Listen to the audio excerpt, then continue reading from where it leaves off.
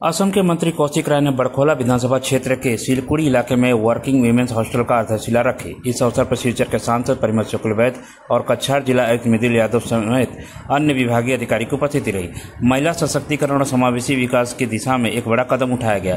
सखी निवास भारत सरकार के मिशन शक्ति योजना के तहत एक कामकाजी महिला छात्रावास योजना है, जिसका उद्देश्य कामकाजी और प्रशिक्षण प्राप्त महिलाओं के लिए सुरक्षित, किफायती और सुविधाजनक आवास उपलब्ध कराना है।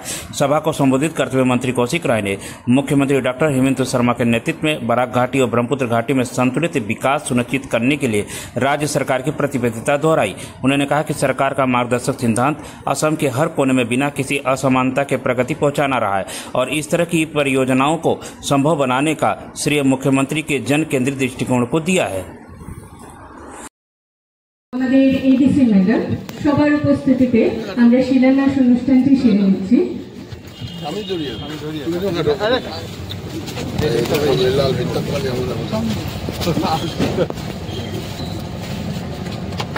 সবাই হাত তালি দিন।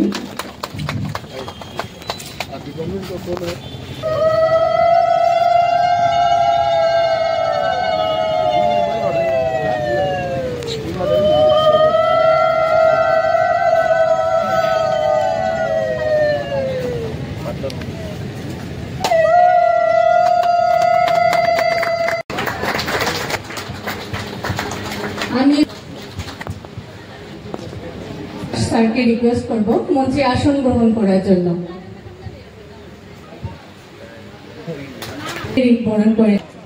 আসাম সরকারের সমাজ কল্যাণ বিভাগের মাধ্যমে যে ওয়ার্কিং ওমেন হোস্টেল একটা নতুন কনসেপ্ট, যে কর্মরত মহিলাদের থাকার একটা ব্যবস্থা সরকারের তরফ থেকে করা হয়েছে।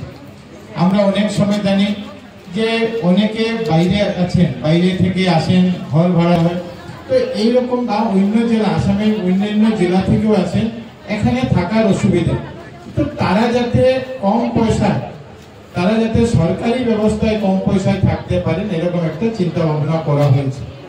আর আসামে শুধু এখানে নয়, বিভিন্ন জেলাতে সরকার এরকম একটা ব্যবস্থা গ্রহণ করেছে। গত কাজের শিলান্যাস করলাম, এটার জন্য সরকার 8,40,00,000 টাকা এটার জন্য মঞ্জুর করেছে। যদিও কাজের 18 মাসের মধ্যে কাজ সম্পূর্ণ করা আছে, কিন্তু মাননীয় মুখ্যমন্ত্রী মহাশয় নির্দেশ দিয়েছে মার্চ মাসের মধ্যে যাতে আমরা কাজকে সম্পূর্ণ করতে পারি। কন্ট্রাক্টরের কাছে আমার অনুরোধ থাকবে যে খুব স্পিডে যাতে গুণগত মানকে বজায় রেখে আমরা কাজটাকে এগিয়ে নিয়ে যেতে পারি, যাতে খুব তাড়াতাড়ি আমরা এই কাজকে উদ্বোধন করে জনগণের যে উদ্দেশ্যে এটা করা হয়েছে, মহিলাদের উদ্দেশ্যে যেটা করা হয়েছে, সেই কাজে যাতে আমরা এটাকে লাগাতে পারি। আর সেখানে একটা সুন্দর জায়গা, আমরা জানি এখানে দুর্গাপুরা ইউনিভার্সিটি, আসাম বিশ্ববিদ্যালয় আছে। এখানে আমাদের এই চলতাবস্তি শিলপুরি এলাকায় কিছুদিন আগে একটা আমাদের কনভেনশন সেন্টারের শিলান্যাস হয়েছে। আগামী মাসে মাননীয় মুখ্যমন্ত্রী মহাশয় আবার এখানে আসবেন, কনভেনশন সেন্টার তৈরি হয়েছে, উদ্বোধন করার জন্য আসবেন। আর ঠিক মেডিকেল কলেজ হোক, আসাম ইউনিভার্সিটি হোক, নতুন ডিসি অফিস হোক, এনআইটি হোক, এইগুলি নিয়ে এগুলোর মধ্যে এই ওয়ার্কিং ওমেন হোস্টেলের ব্যবস্থা করা হয়েছে, যে এইগুলাতে হোক বা সরকারি বিভিন্ন জায়গাতে হোক যারা কাজকর্ম করছেন তারাও এখানে তারা থাকতে পারে।